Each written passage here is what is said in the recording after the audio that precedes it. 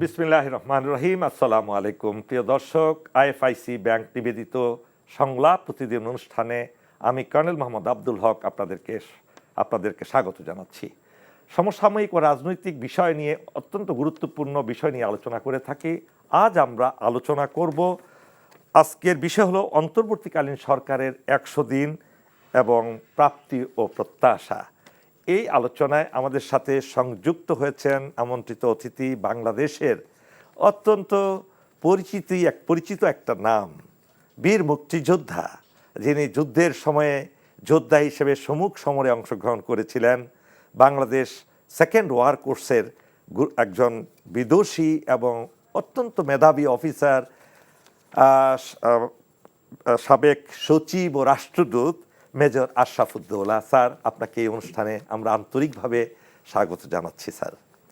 Sir, আজকে এই অনুষ্ঠানে আমরা আপনার কাছ থেকে প্রথমেই জানতে চাব, গতকাল 100 দিন পূর্তি হলো অন্তর্বর্তীকালীন সরকারের। বিপ্লবোত্তর পরিবেশে মানুষের বিশাল একটা আশা আকাঙ্ক্ষা নিয়ে এই সরকারের দিকে তাকিয়ে আছে। 100 দিন পূর্তির পর জনাব ডক্টর ইউনূস তিনি তার বক্তব্যে বলেছেন কি কি করেছেন, আরও কি কি করণীয় আছে, এবং তিনি এটাও আশ্বাস দিয়েছেন তিনি যথাসময়ে নির্বাচনের প্রস্তুতি নিয়েও নিচ্ছেন। এই ব্যাপারে আমরা অধৈর্য হয়ে পড়েছি অনেকেই। এই প্রসঙ্গে আপনার কাছ থেকে কিছু জানতে চাচ্ছি স্যার। ধন্যবাদ কর্নেল আব্দুল হক, আপনাকে আপনার এই প্রোগ্রামে অনুষ্ঠানে আমাকে আমন্ত্রণ করার জন্য। এবং আমি আপনাকে এবং আপনার শ্রোতা মণ্ডলীকে, তাদের সবাইকে আমার সালাম দিয়ে, আমার শুভেচ্ছা জানিয়ে আমার বক্তব্য রাখছি। প্রথমেই বক্তব্য রাখার আগে, আমার চিন্তাগুলো আপনার সঙ্গে শেয়ার করার আগে, আমি আমাদের এই যে বিপ্লবে যেসব ছাত্র, জনতা, শিশু, যুবক, সাধারণ মানুষ যারা হত্যার শিকার হয়েছে, শ্রমিক, কৃষক, এবং যারা এখনও হাসপাতালে চিকিৎসার জন্য রয়ে গেছে বা চিকিৎসা গ্রহণ করছে, তাদের প্রতি আমার সহমর্মিতা, তাদের প্রতি, তাদের আত্মার প্রতি আমার মাগফিরাত কামনা করে আমি আমার কথা বলবো। আমাকে এই বিষয়ে আমাকে প্রায় 54 বৎসর আগে ফিরে যেতে হয়। আমাদের স্বাধীনতা যুদ্ধে মুক্তিযুদ্ধ আমি করেছি, মুক্তিযুদ্ধ আমি দেখেছি। আমাদের এই যে বর্তমান যে যুবক সমাজ, এই জেনারেশন যে স্যাক্রিফাইস তারা করেছে। স্যার, আমি একটু আপনার কাছে ইন্টারফেয়ার করবে, সরি স্যার। প্রিয় দর্শক শ্রোতা, আপনারা দেখতে পাচ্ছেন মেজর আশরাফুদ্দৌলা, যেহেতু স্যার মুক্তিযুদ্ধের কথা বললেন, আমি একটা কথা না বলি আপনাদেরকে পারছি না। স্যার, আপনারা দেখছেন স্যারের একটি পা নেই। আপনারা কি জানেন কি জন্য ওটা নেই? স্যার স্বাধীনতার পরে নকশালদের বিরুদ্ধে অভিযানে গিয়ে নকশালদের গুলিতে তার এই একটি পা ধ্বংস হয়ে যায়। অবশেষে এটাকে বিচ্ছিন্ন করতে হয়। আজকে স্যার সেই এক পা নিয়ে সেই 54 বছর ধরে এই দেশ ও জাতির জন্য খেদমত করে যাচ্ছেন। সরি, আমি স্যার আপনার কথাটা মাঝখানে না বলেই পারলাম না স্যার। আমি শুরু করছি আবার, যে এই যে বিপ্লবটা ঘটে গেল আমাদের বাংলাদেশে, যে বিপ্লবের একটা আকাঙ্ক্ষা, আশা, এবং তার জন্য যে আত্মাহুতি দিয়েছে, এই বিষয়টা আপনাকে একটা মর্ম দিয়ে বুঝতে হবে। আমি মুক্তিযুদ্ধে ছিলাম, মুক্তিযুদ্ধ করেছি এবং মুক্তিযুদ্ধ দেখেছি। সেখানকার কি তাণ্ডব, কীভাবে মুক্তিযোদ্ধারা এবং অন্যান্যরা তাদেরকে আত্মাহুতি দিয়েছে। তো আমি এইটা কানেক্ট করতে পারি, আমি সেটা আত্মা দিয়ে, আমার অন্তর দিয়ে আমি সেটা বুঝতে পারি, এবং তাদের প্রতি আমাদের এই যুব সমাজ, নতুন যে জেনারেশন, তার জেনারেশন জি, তাদের প্রতি আমার শ্রদ্ধা, আমার ভালোবাসা, আমার আশীর্বাদ তাদেরকে আমি জানাচ্ছি। ডক্টর ইউনূসের এই আমাদের যে অন্তর্বর্তী সরকার, এটা কিন্তু কেয়ারটেকার গভর্নমেন্ট, এটা হচ্ছে অন্তর্বর্তী সরকার। এইটার মর্মটা বুঝতে হবে, যে what is caretaker government and what is interim government. তো আমি ওই বিষয়ে যাচ্ছি না। এটা বলার আগে, যে 16 বৎসর, দীর্ঘ 16 বৎসর আমরা যে পিষ্ট হয়েছি সমস্ত দেশ, যে হাসিনার তাণ্ডব, হাসিনার স্বৈর শাসন, এবং 16 বৎসর ধরে হাসিনা এই দেশের উপর যে অত্যাচার করেছে সেইটা আমাদের সেখানে একটা আমাদেরকে যেতে হবে। হাসিনাকে আমি দুভাগে দেখেছি এবং তার সঙ্গে আমার ব্যক্তিগত আলাপ আলোচনার দৃষ্টিভঙ্গিতেই আলোকেই আমার নিজস্ব যে অভিজ্ঞতার আলোকে সে কী ধরনের মানুষ, কী তার প্রকৃতি, কী তার চিন্তা ভাবনা, সেটা নিয়ে আমি একটু বলবো। আমি 1989 সন থেকে 1993 সন পর্যন্ত আমি সিঙ্গাপুরে আমাদের দূতাবাসে কাউন্সিলর ছিলাম। তো এর মধ্যে ইলেকশন হলো, উনি অপোজিশন লিডার হয়েছিলেন। তো আমার দ্বিতীয় ব্যক্তি হিসাবে, দূতাবাসের দ্বিতীয় ব্যক্তি হিসাবে, ডেপুটি হাই কমিশনার হিসাবে আমার দায়িত্ব ছিল ওনাকে রিসিভ করা, উনি যখন আসেন এবং উনি যখন যান সেটাকে তখন বিদায় জানানো। হ্যাঁ, তাকে বিদায় জানানো। শেখ হাসিনার প্রতি কিন্তু আমার তখন পর্যন্ত একটা ভীষণ সম্মান ছিল, সম্মানবোধ ছিল বঙ্গবন্ধুর কন্যা হিসাবে। প্লাস তার ছোট বোন রেহানা আমার স্ত্রীর ক্লাসমেট ছিল। এই বিষয়গুলো নিয়ে তার প্রতি একটা শ্রদ্ধা আমার ছিল এবং সেই শ্রদ্ধা হিসাবে তাকে আমি রিসিভ করেছি, not as an official duty but এই কারণেই। এবং ওনাকে আমার বাসায় নিয়ে এসেছি, উনি এসেছেন আমার বাসায় খেয়েছেন।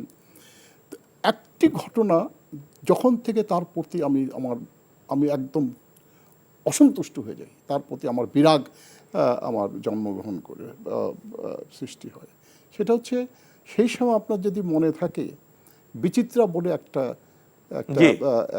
সাপ্তাহিক পত্রিকা ছিল, শাহাদত হোসেন উনি ছিলেন তার এডিটর। জয়েল সিং বলে নামে একজন ভারতীয় প্রেসিডেন্ট ছিলেন। তার টার্মস যখন এক্সপায়ার হয়ে যায় তখন ওই জয়েল সিংয়ের সঙ্গে, জ্ঞানী জয়েল সিং, তার সঙ্গে আমাদের শাহাদত সাহেব একটা ইন্টারভিউ নিয়েছিলেন। তো বাংলাদেশ ভারতের সম্পর্কের উপর আলোকপাত করতে যেয়ে জয়েল সিং সাহেব বলেছিলেন, the greatest blunder of India was to have withdrawn the troops from Bangladesh 1971। এটা শাহাদত সাহেবকে বলেছিলাম। আমি যখন এটা পড়ার পর আমার মনটা খুব খারাপ হয়েছে যে কীভাবে এইরকম একটা উক্তি করতে পারে। তো এর কিছুদিন পরেই শেখ হাসিনা যখন আসলেন, ওনাকে আমি বললাম, আমি তাকে রিসিভ করে জানেন, আমি বললাম যে ম্যাডাম আপনি জানেন এরকম একটা বক্তব্য দিয়েছে, and you know what was her response? ও সে তো ঠিকই বলেছে, আমাকে বলে আপনি বলেন তো, আমাকে বলেন তো যে এরকম আমেরিকা জার্মানি থেকে তার ট্রুপসকে উঠে ফেরত নিয়ে গেছে, আমেরিকা জাপান থেকে তার ট্রুপস ফিরে নিয়ে গেছে। আমার বিশ্বাস করেন যে I was shocked, deeply shocked, যে কীভাবে is she prime minister of the country, by the time and she is going to the prime minister of the country, এবং how can she possess such anti state thoughts. সেদিন থেকে আপনি বিশ্বাস করেন তার প্রতি আমার যত শ্রদ্ধা ছিল, আমার সব শ্রদ্ধা সাথে হয়ে গেছে। চাকরি করেছি, উনি যখন প্রধানমন্ত্রী ছিলেন ওনার আন্ডারে আমি চাকরি করেছি, আমি মহাপরিচালক ছিলাম পররাষ্ট্র মন্ত্রণালয়ে। কিন্তু যখনই তার সামনে আমি যেতাম, যখনই তাকে নিয়ে আলোচনা করতাম, আমার হৃদয়টা ভেঙে যেত, ওই সব সময় এটা হতো। তো তারপর উনি এই 16 বৎসরে পুরো দেশটাকে আপনি অর্থনৈতিকভাবে, রাজনৈতিকভাবে, সামাজিকভাবে আপনি, এবং আমাদের পররাষ্ট্র যে নীতি যে ছিল, একমাত্র পার্শ্ববর্তী দেশ ছাড়া আমাদের কোনো বন্ধু ছিল না। We were literally friendless in the entire world. বন্ধু কি বলা যাবে স্যার পার্শ্ববর্তী দেশকে? ওনার জন্য তো ওনার তিনটি, আমি মনে করি উনি যখন ক্ষমতা নিয়েছিলেন, এবং সেটা ওনার নিজেই স্বীকারোক্তি করেছেন যে বাংলাদেশে উনি যাচ্ছেন, উনি ক্ষমতা নেবেন বাংলাদেশিদেরকে শিক্ষা দেওয়ার জন্য, রিভেঞ্জ নেওয়ার জন্য তার পিতার হত্যা। এটা লন্ডনে বলেছেন স্যার, এটা লন্ডনে বলছেন, প্রকাশ্যে বলেছেন। সেকেন্ডটা যেটা হচ্ছে, তিনি এই দেশকে সম্পূর্ণভাবে ধ্বংস করবেন।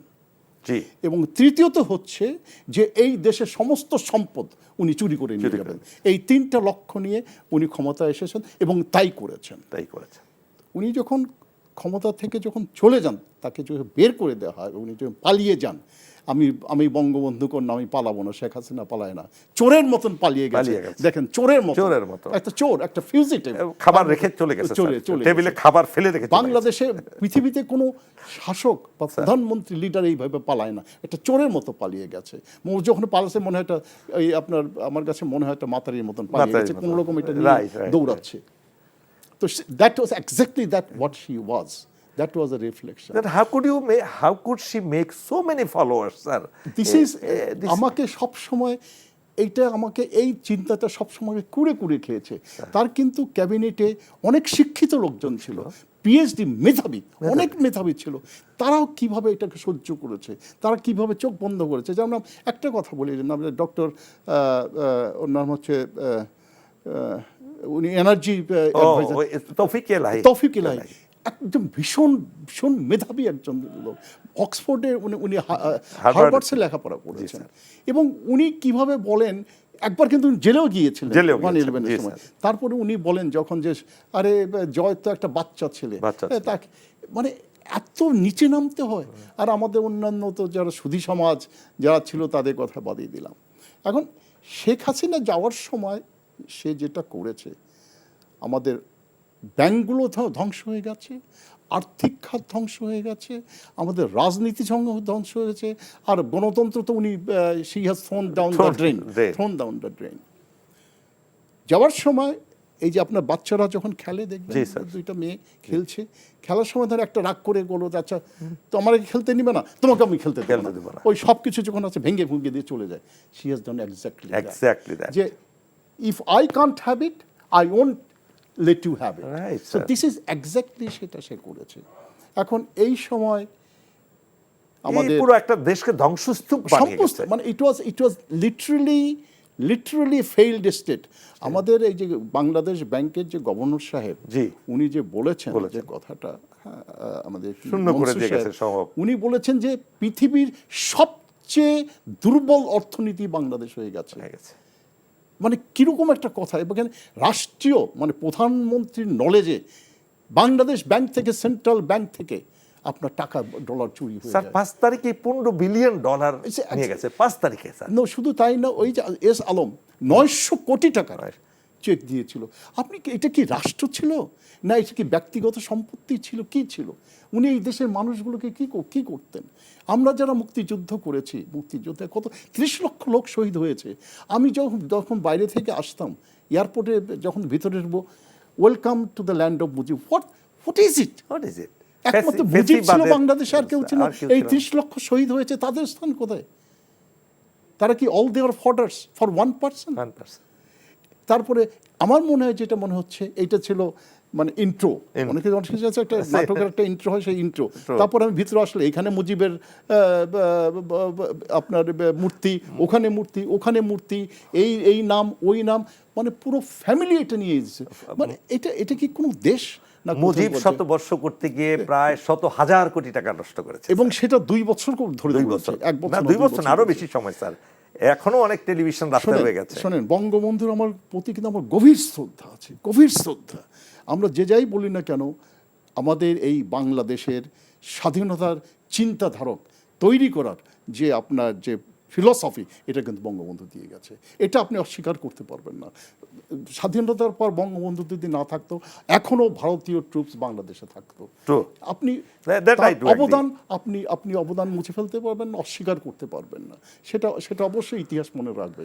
কিন্তু বঙ্গবন্ধু 7ই মার্চ থেকে তার যে কর্মকাণ্ড, এটা বিরাট প্রশ্নের সম্মুখীন হয়েছেন উনি। আপনি যদি দেশ স্বাধীনেই যদি হুকুম দেবেন 7ই মার্চ, 25 তারিখ পর্যন্ত আপনি ইয়াহিয়ার সঙ্গে কি নেগোসিয়েট করবেন? 23 তারিখে তো নেগোসিয়েশন হয়েছিল স্যার। হ্যাঁ, কি হয়ে গেছিল যে উনি প্রধানমন্ত্রী হবেন। মানে এই যে প্রশ্নগুলোর কিন্তু উত্তর, তারপরে উনি স্বইচ্ছায় স্যার গ্রেফতার হলেন। এক্স্যাক্টলি, গ্রেফতার তো বলা যাবে না, ওনাকে তো ভিভিআইপি হিসেবে নিয়ে যাওয়া হয়েছে। ওইখানে আমরা যেতে চাইছি না, যে মূল প্রতিপাদ্য সেখানে আমরা আসি। এখন ডক্টর ইউনূস সাহেব, ওনাকে আমি 40 বছর থেকে চিনি, প্রায় 40 বছর থেকে। উনি কি ধরনের মানুষ, ওনার টেম্পারামেন্ট কি, ওনার দেশ সম্বন্ধে ওনার চিন্তা ভাবনা কি, হ্যাঁ, এবং কিভাবে উনি এই বিশ্বে এই বিশ্বে উনি কীভাবে সমাদৃত। এমন একটা দেশের প্রেসিডেন্ট নেই যে তাকে চেনে না। উনি যদি কোনো প্রেসিডেন্টকে যে বা রাষ্ট্রপ্রধানকে যদি টেলিফোন করে সঙ্গে সঙ্গে তার টেলিফোন, কেউ জিজ্ঞেস করে না who is doctor Yunus, Right. এরকম জিজ্ঞেস করে সঙ্গে সঙ্গে ওনাকে নেবে। এখন উনি যে অবস্থায় নিয়েছেন, আমি যদি এটা যদি একটু মানে একটা প্যারালাল যদি একটা ঘটনার কথা বলি, সেটা হচ্ছে যে একটা ঘর, সে ঘরটা আপনি ব্যবহার করেছেন, আপনি ব্যবহার করে ঘরটা চুর মারে ভেঙে চুরে আপনি দিয়ে চলে গেলেন যে নাও এই যে নাও। তো এখন ঘরটাকে আপনার যেটা উড়ি খেয়ে ফেলেছে, তার পিলারগুলো, হ্যাঁ, ফ্রেম নেই, তো এটাকে তো আপনি ওই ওই ঘরটাকে ইউজ করার আগে তো কিছু তো আপনাকে সংস্কার করতে হবে। অবশ্যই স্যার, তাই অবশ্যই না? অবশ্যই। এখন সংস্কার আপনি তো প্রথমেই তো একটা খুঁটি ভেঙে ফেলতে পারেন না, ওখানে আপনার একটা আস্তে আস্তে একটা প্রসেস আছে, তার মধ্যে যেতে হবে। কিন্তু ওনাকে চারিদিক থেকে যেসব সমস্যার সৃষ্টি করা হয়েছে, একদিকে পলিটিক্যাল পার্টিসরা বলছে আমাদেরকে এক্ষুনি ইলেকশন দিতে হবে, হ্যাঁ, তারপর বাংলাদেশ তো হয়ে গেছে, তো কিছুদিন আগে অবশ্যই একটা কমে গেছে যে এটা হচ্ছে ডিমান্ডেড দেশ, anyone can come with any demand and there are lot of juicy stories the what kind of demand. কিন্তু একটা যে জিনিস দেখবেন যে উনি কিন্তু খুব শান্তভাবে with lot of composer he has handle this thing. আজকে আপনি দেশে, আমি বলছি যে আমার যা ইচ্ছা আমি লিখতে পারি, যা ইচ্ছা আমি বলতে পারি। আমার যখন এই 5th অগাস্টের আগে আমি যখন কিছু লিখতাম, আমার মাথার মধ্যে মনে হয় কেউ এটা বসে আছে, দেখছে যে আমি কি এটা কি লিখবো কি লিখবো না। আপনার যদি মনে থাকে, ঠিক 1 বৎসর আগে আপনার একটা ওয়েবিনারে জি অংশগ্রহণ করেছিলাম, হক বয়েজে স্যার, হক বয়েজ। হক বয়েজে। সেখানে যে বক্তব্যের মধ্যে আমি বলেছিলাম জি স্যার, যে আমি, এটা হচ্ছে ঠিক 1 বৎসর আগে, জি স্যার, আই রিমেম্বার। আমি বাংলার আকাশ, আমি যেটা বলেছিলাম বাংলার আকাশে আমি দুর্যোগের ঘনঘটা দেখছি, বাংলার আকাশে মেঘ, কালো মেঘ দেখছি এবং আমার মনে হচ্ছে যে কোনো সময় একটা সুনামি হয়ে যেতে পারে। And exactly that has happened just after 9 months. আচ্ছা, তারপরে আমি একটা লেখা লিখেছিলাম ঢাকা ট্রিবিউনে ইন জানুয়ারি দিস ইয়ার, জি স্যার, হ্যাঁ, জাস্ট ইলেকশনের আগে আমি লিখেছিলাম যে what do you want, politics of confrontation or politics of accommodation. আমি কতগুলো যে আমার সাজেশন দিয়েছিলাম, অবভিয়াসলি এটা ইগনোর করা হয়েছে, কিন্তু আমি কিন্তু হাইলাইট করেছিলাম যে কী কী সমস্যা হতে পারে শেখ হাসিনার জন্য, হ্যাঁ, এবং তার ইতিহাসের জন্য, তার লিগেসি কি হবে, আমি কিন্তু সব তুলে ধরেছিলাম। এখনও আপনার আপনি শুধু বীর মুক্তিযোদ্ধাই ছিলেন না, আপনার এই দীর্ঘ জীবনে মুক্তিযুদ্ধের পরে আপনি বাংলাদেশের সচিব হিসেবে দায়িত্ব পালন করেছেন। একজন সচিবের একটা বিশাল অভিজ্ঞতা থাকে, অ্যাকচুয়ালি প্রকৃতপক্ষে তারাই মন্ত্রণালয় পরিচালনা করে, মন্ত্রীরা শুধু একটা ফেস থাকে তাদের সামনে। একই সাথে আপনি রাষ্ট্রদূত হিসেবে, কাউন্সিলর হিসেবে আপনার দীর্ঘ অভিজ্ঞতা, জাপানেও আপনি রাষ্ট্রদূত ছিলেন। এই বিশাল অভিজ্ঞতা দিয়ে আপনি দেখেছেন স্যার যে বিভিন্ন দেশের বিরুদ্ধে বিভিন্ন দেশ, প্রতিবেশী দেশের সম্পর্কগুলো আপনি দেখেছেন, বিশেষ করে কূটনীতিক হিসেবে একটা দেশের সাথে আরেকটা দেশের সুসম্পর্ক, কুসম্পর্ক। আপনি কি স্যার এই বাংলাদেশের সাথে আমাদের যে প্রতিবেশী দেশ আছে, তারা যে প্রতিনিয়ত আমাদের বিরুদ্ধে চক্রান্ত করছে এবং সেই চক্রান্তের বহিঃপ্রকাশ ঘটেছে প্রথমত আমাদের বাংলাদেশকে অন্তর্ভুক্ত করে অখণ্ড ভারতের মুরাল তারা তাদের নতুন পার্লামেন্ট ভবনে টাঙিয়েছে, একই সাথে প্রচারণা চালাচ্ছে তাদের মিডিয়া দিয়ে, অফ লেট জোরালোভাবে চালাচ্ছে যে চট্টগ্রাম থেকে এই দেশটাকে ওই পর্যন্ত পার্বত্য চট্টগ্রাম পুরো দেশটাই তারা নিয়ে নিবে, এবং এটা তাদের জাতীয় মিডিয়ায় প্রচার হচ্ছে, সরকারিভাবে কিন্তু তারা কখনো এটা অস্বীকারও করেনি। আবার একই সাথে যদি আপনি লক্ষ্য করবেন, তাদেরই প্ররোচিত কিছু সংগঠন আছে মাইনরিটিদের, তার বিপুল শক্তি নিয়ে প্রতিদিন উন্মাদনা দেখাচ্ছে, বিভিন্ন বিবৃতি দিচ্ছে সরকারের বিরুদ্ধে, অথচ তারা এর আগে কিন্তু এগুলো করেনি। এই প্রসঙ্গে স্যার আপনার সুচিন্তিত মন্তব্য আমরা জানতে চাই। আপনার এই বিষয়টার উপর যাওয়ার পূর্বে মানে একটু সামান্য please sir, please. Again back to Hasina. Okay, মানে তার প্রতি আমার একটা ডিপ ডিসগাস্ট সৃষ্টি হয়েছে ওই তখন থেকে।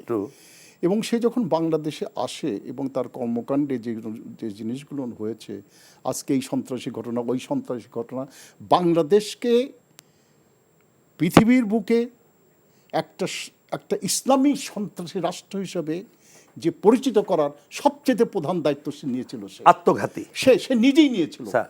ইট ওয়াজ হার strategy to portray Bangladesh as a fundamentalist militant Islamic militant country. That was her. So আমার কাছে আমি বিশ্বাস করতাম যে তার বাংলাদেশে তার আবির্ভাব হয়েছে as the curse of Bangladesh. She was the greatest curse of Bangladesh. সে বাংলাদেশের জন্য অভিশাপ ছিল, বুঝেছেন? এবং আপনি বিশ্বাস, আমি প্রতিদিন আমার ঈশান নামাজের সময় আল্লাহর কাছে দোয়া করতাম যে আল্লাহ তুমি এই অত্যাচারকে, এই বিপদকে তুমি তুলে নাও, আল্লাহ বাংলাদেশকে তুমি হাসিনা মুক্ত করো। তো এটা আমি সবসময় একদিন আমি আমার এই জাস্ট কিছুদিন আগে, আমার মানে মাস দুয়েক আগে, বেশি দিন না, মাস দুয়েক আগে আমি যখন, বা এই 3 মাস আগে, এই ঘটনা আমাদের 5ই অগাস্টের 2 মাস আগে, আমি আসছি, বাসায় ফিরছি, তো ওই তার ছবি, হাসিনার ছবি দেখেই তো আমার মেজাজ খারাপ হয়ে যায়। তা আমি আমার ড্রাইভারকে বলতেছিলাম, এই যদি বাংলাদেশ যদি কোনোদিন হাসিনা মুক্ত হয়, আমি আল্লাহর নামে একটা কুরবানি দিয়ে দেবো, গরু কুরবানি দিয়ে দেবো। আপনি বিশ্বাস করেন, এই কয়েকদিন আগে আমি আমার গ্রামে যে গরু কুরবানি দিয়ে এসেছি। আমি আল্লাহ তোমাকে হাজার হাজার শুকরিয়া যে তুমি বাংলাদেশকে একটা বিপদের হাত থেকে তুমি উদ্ধার করেছো। নাও কামিং ব্যাক টু ইয়োর, এর মধ্যে আবার ডক্টর ইউনূসের ওনার বক্তব্যে যে উনি দিয়েছেন, এবং এর আগে আল জাজিরা একটা ইন্টারভিউ দিয়েছেন, ওনার কি করেছেন, কি করতে যাচ্ছেন, ওনার রোডম্যাপগুলো কি, এবং হোয়াট আর দ্য প্রায়োরিটিস, উনি কিন্তু একদম ভেরি ক্লিয়ারলি উনি সেইগুলো যোগ্য একজন অভিভাবকের মতো স্যার উনি কাজ কিন্তু করছেন। আমাদের ইন্টারনাল সমস্যাটা যেটা হচ্ছে, আপনি একটু আগেই বলেছেন যে বেঙ্গলিজ আর ইনহেরেন্টলি ইমপ্যাশন। আর একটা জিনিস আমি সবসময় বলি যে আমরা বাঙালিরা আমাদের দুর্যোগ, সেটা মানুষ সৃষ্টি হোক অথবা প্রাকৃতিক হোক, যে কোনো দুর্যোগ আমরা কিন্তু we are best in handling that, we are the best in the world to handle the these calamities. But when we have peace and stability, we don't know how to handle it. Exactly, you are right. আমাদের দেখবেন যে ইতিহাসে আমাদের যখনই শান্তি আসে, সবাই কিন্তু আমরা একটা কেমন যেন একটা ফিল করে তারা স্ট্রেস হয়ে যায়, ভাই শান্তি কেন হবে, একটা so they create one psychologically they create one and then they all get together to handle it. So আমার মনে হয় যে ডক্টর ইউনূস বাংলাদেশের জন্য আল্লাহ প্রদত্ত একটা আশীর্বাদ, বিশেষ রহমত, একটা আল্লাহ প্রদত্ত আশীর্বাদ। ডক্টর ইউনূস যদি সংস্কার যদি না করতে পারেন, এই রিবিল্ডিং যদি না করতে পারেন, তাহলে আমাদের দেশের ভবিষ্যৎ কি হবে আমি সেটা জানি না, বুঝেছেন? আমি অনেকগুলো বেশ গত কয়েক মাসে, 3 মাসে আমি 3-4টা আমি আর্টিকেল লিখেছি অন দিস সাবজেক্ট। তো আমার আল্লাহর কাছে আমি বিশেষ প্রার্থনা করব আমাদের দেশের মানুষের কাছে, তাদেরকে আমি হাত জোর করে অনুরোধ করি যে ভাই আপনারা ওনাকে আর কয়টা মাস সময় দেন, দেখেন উনি কী করেন, একটু সময় দেন, একটু ধৈর্য ধরেন। 16 বছর ধৈর্য ধরছেন, 16 বছর তো কিছু করতে পারেনি, তাকে একটা বছর দেন, 6 মাস। আরেকটা জিনিস আপনার দৃষ্টি আকর্ষণ করছি, আমরা যে এত দ্রুত কাজ চাচ্ছি, ডক্টর ইউনূস কাকে দিয়ে কাজ করাবেন? যেমন ধরুন পুলিশটাকে তো একেবারে শেষ করে দিয়ে গেছে হাসিনা, তো আপনি গ্রেফতার করবেন কাকে দিয়ে, কাদেরকে দিয়ে তদন্ত করাবেন, সেই জিনিসটা নাই। বিচার ব্যবস্থা ধ্বংস করে গেছে, আপনি বিচার করবেন কারে দিয়ে, সেটাও তো সময় লাগবে। শিক্ষা ব্যবস্থা ধ্বংস করেছে, অর্থনীতি নাই, যে টাকা দিয়ে আপনি কাজ করবেন সে টাকাও তো নাই। স্যার এই প্রসঙ্গে যদি একটু বলেন যে কীভাবে উনি কাজ করবেন। এটা তো একটা সুখের খবর যে he has friends all over the world including the international institutions. আপনি ইউএন বলেন, IMF বলেন, EU বলেন, সবখানে কিন্তু তার বন্ধু আছে এবং তারা সবাই তাকে শ্রদ্ধা করে। হ্যাঁ, এবং আপনি দেখেন এই যে দুবাইতে আমাদের যে প্রায় 80 জন আমাদের যে ছিল ওয়ার্কার্স, এক্সপ্যাট্রিয়েট ওয়ার্কার্স ছিল, তারা ওই আন্দোলনের জন্য তাদেরকে জেলে নিয়ে গেছিল, তো উনি মুক্তি করেছেন। ওনার একটা টেলিফোন কলে ওনাকে যেতে হয়, একটা টেলিফোন করে তাদেরকে ছেড়ে দিয়েছে। অন্যদিকে কথিত আছে যে শেখ হাসিনা সরকারি খরচে দুবাই গিয়েছিল, গিয়েছিল, তার জামাইকে জেলে রেখেছিল, রাখার জন্য। হ্যাঁ, এটা সত্য ছিল, হ্যাঁ, এটা জেলে রেখেছিল for money laundering. Money laundering. তাকে রিলিজ নেওয়ার জন্য শেখ হাসিনা ওখানে যে 7 দিন ছিল সরকারি খরচে, কিচ্ছু করতে পারে। So this is, you see the difference. তারপর মালয়েশিয়াতে যে 32,000 শ্রমিক নিয়ে বন্ধ করেছিল, এই হ্যাজ স্টার্টেড দ্যাট। মা Anwar Ibrahim came to Bangladesh. Yes, এবং দেখেন কিভাবে সম্মান জানায়। সো তারপর স্যার কয়েকদিন আগে যে সম্মেলন হলো ইয়েতে আজারবাইজানে, ওয়ার্ল্ড লিডার্স মেট হিম, এবং আপনি দেখবেন যে সবাই কিন্তু were looking forward to meet him. Who is this gentleman? What is he doing? এবং সবচেয়ে যে বড় ঘটনা যেটা হয়েছে আমার মনে হয় পৃথিবীতে এইরকম ঘটনা খুব বিরল, সেটা হচ্ছে আমাদের যে বিপ্লব যেটা হয়েছে পৃথিবীর ইতিহাসে অস্ত্রহীন বিপ্লব, অস্ত্রহীন বিপ্লব খুব কম। আপনি ভিয়েতনামে বলেন, চায়না বলেন, ল্যাটিন আমেরিকায় বলেন, রাশিয়া বলেন, ফ্রান্সে বলেন, সবগুলোই কিছু সশস্ত্র বিপ্লব হয়েছে, খালি হাতে হয়েছে, খালি হাতে। আপনি চিন্তা করতে পারেন আমাদের বাঙালিরা বুক পেতে দিয়েছে, মারো মারো, গুলি করতে চাও গুলি করো। একজন কালকে মারা গেল স্যার, ওই বুক পেতে দিয়েছিল যে গতকাল। এইরকম সাহস, এরকম মানে আপনার রাষ্ট্রের প্রতি মমতা, দেশের প্রতি মমতা। হাসিনার আর একটা জিনিস আমি বলতে চাচ্ছি যে আমার মনে হয় না যে তার ব্রেনের মধ্যে এই জিনিসটা কাজ করতো যে সোভারেনিটি কি, ইন্ডিপেন্ডেন্স কি, এই দুটো জিনিস কিন্তু তার মাথায় বা সে ধারণ করতো না। একটা তো আমি যদি দেশের প্রতি মমতা, দেশপ্রেম, এটা কিন্তু ধারণ করতে হয়, এটা কিন্তু শেখে না। বুঝলেন, স্বাধীনতাটা কি সেটা কিন্তু বোঝে না, এটাকে আপনি ধারণ করতে হয়। সার্বভৌমত্ব কি এটা আপনি বুঝতে হয়। কিন্তু সে সব কিছু দিয়ে দিয়েছে, শুধু দাসত্ব গ্রহণ করার জন্য সে প্রস্তুত ছিল। সে দাসকে প্রায় এই বাংলাদেশকে একটা দাস রাষ্ট্র হিসেবে তৈরি করেছিল। যতক্ষণ আমি ক্ষমতায় আছি, আমি তোমরা যা চাও বলেছে তো, আমি যা দিয়েছি ভারত কোনোদিন বুঝবে না কি দিয়েছি, সবই দিয়েছে, তুমি দিয়েছো, সবই দিয়েছে স্যার। এখন কামিং ব্যাক টু আপনার ইন্ডিয়ান যেতে, আমি তো বলছি যে তারা আমাদের উপকার করছে, ভারত আমাদের উপকার করছে। আমি বলি কিভাবে উপকার করছে, রাইট, আই ডু এগ্রি। আমরা যতই শুনি ততই এক হচ্ছে। আমরা ওদের যে ইচ্ছাটা কি, ওদের যে ইন্টেনশনটা কি, ওরাই বলে দিচ্ছে বিশ্বকে, আমাদের বলতে হচ্ছে না। আমাদের কিন্তু ক্যাম্পেইন করতে হচ্ছে না, তারা নিজেই বলছে আমরা এটা করতে চাচ্ছি, এটা করতে চাচ্ছি, এটা করতে চাচ্ছি। So in fact they are belittling them. Exactly. আমাদের দরকার নেই, ওরাই তাদেরকে বিলিটল করছে, ওরাই বলছে যে দেখো এইসব আমাদের এই this are the heinous intention we have about Bangladesh. একজন ডাক্তার বলতেছে যে আমি ট্রাম্পকে যে ধরবো যে বাংলাদেশকে তুমি স্যাংশন দাও, আমাদের বলতে হয় না, সে নিজে বলতেছে, সে স্বীকারোক্তি করছে। আরেকটা দুঃখজনক ব্যাপার স্যার, আমি তো এই ব্যাপার বিশেষ করে সাম্প্রদায়িক ব্যাপারটা আমাদের বাংলাদেশের কোনো মুসলমানের মধ্যেই নাই, সাম্প্রদায়িকতা। কিন্তু বিগত 15 বছরে তারা কিছু বলল না।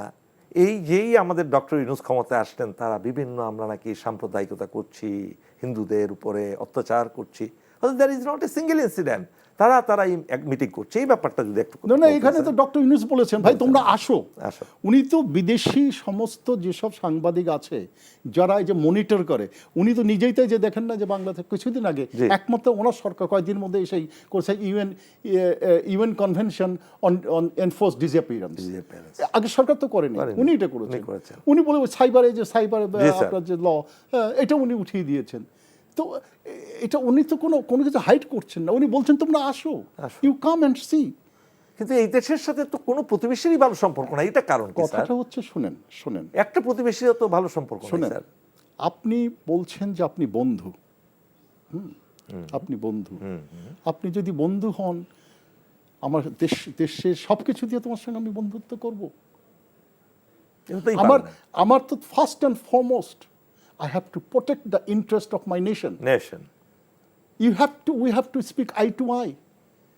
You have to respect me. Then I will respect you. If I see, এবং আমি যদি দেখি যে তুমি বন্ধুত্ব নামে আমাকে শোষে নিচ্ছ, এটা তো বন্ধুত্ব হলো না। এক্স্যাক্টলি তাই তো করেছে। বাংলাদেশের সঙ্গে যেসব কর্মকাণ্ড হচ্ছে, বাংলাদেশের সঙ্গে যে ভারত যে বাংলাদেশের বন্ধু, সেটা তো প্রমাণ করছে না, তারা প্রমাণ করছে তারা হাসিনার বন্ধু। বাংলাদেশের যে বন্ধুত্ব চাই সেটা চায় না। আমার কিন্তু এখানে আমার যেহেতু আমার কূটনৈতিক জীবন অনেক দিকে আছে, আমার অনেক ভারতীয় বন্ধু আছে, সেনাবাহিনীতে বন্ধু আছে, ডিপ্লোম্যাটিক বন্ধু আছে, সবখানেই বন্ধু আছে। ইভেন যে প্রেজেন্ট হাই কমিশনার প্রণয় ভার্মা, তার সঙ্গে আমার খুব ভালো পরিচয়। আমি সবসময় তাদেরকে বলেছি যে দেখো, এটা কিন্তু তোমরাই একটা সৃষ্টি করছো। This is a faulty diplomacy you are conducting with Bangladesh, and it's going to rebound, it's going, it will rebound. হ্যাঁ, তো এখন আমি বলবো it will be boomerang, it will be boomerang. You try to, the perception of Bangladesh, whatever তোমরা বলো এই project হয়েছে, এই project, they don't matter for the ordinary public. They see the visibility is the most important thing in friendship. তুমি গোপনে গোপনে কী করছো সেটা জানে না, পর্দার আড়ালে কী করছো সেটা জানে না। তারা দেখে ফেলানিকে হত্যা করা হচ্ছে, তারা দেখে বাংলাদেশের বুকের উপর দিয়ে তোমরা ট্রানজিট নিচ্ছ। বাংলাদেশ কী পাচ্ছে? আমার একজন ভারতীয় একজন ভালো একজন ইয়ে আছে, মানে একাডেমিক, তার সঙ্গে আমার ফেসবুকে অনেক কথাবার্তা মাঝে মাঝে ঝগড়াও হয়, খুব ভালো নলেজেবল। তার সঙ্গে কয়েকদিন আমার ওই লিঙ্কডিনে বেশ কিছু ঝড় উঠেছে। তা আমি তাকে বললাম যে তোমরা যে বন্ধুত্ব বলো, ভারত কি কি পেয়েছে বাংলাদেশ থেকে, this are the list, Right. You tell me one, আমাকে একটা দেখাও। They cannot show a single one. So one Thank you, sir. Incident that where you can see that you have done this for Bangladesh. So nice of you. I just asked her one. আমাকে একটা incident They cannot দেখাও। give any She answer. was, oh, if I go to list there are so much. Sir. I said, I didn't want, was show me Sir, one. sir. তো এখন sir হচ্ছে sir thank you sir. প্রিয় দর্শক, এতক্ষণ আমরা বাংলাদেশের বীর মুক্তিযোদ্ধার কাছে অনেক কিছু জানতে পারলাম। আমরা আপনাদেরকে আবারও জানাচ্ছি যে এতক্ষণ যে আমরা আলোচনা করলাম, এটা থেকে আপনারা অনেক কিছু নতুন তথ্য জানতে পারলেন। ভবিষ্যতেও আপনারা আমাদের সাথে থাকবেন। আল্লাহ হাফেজ।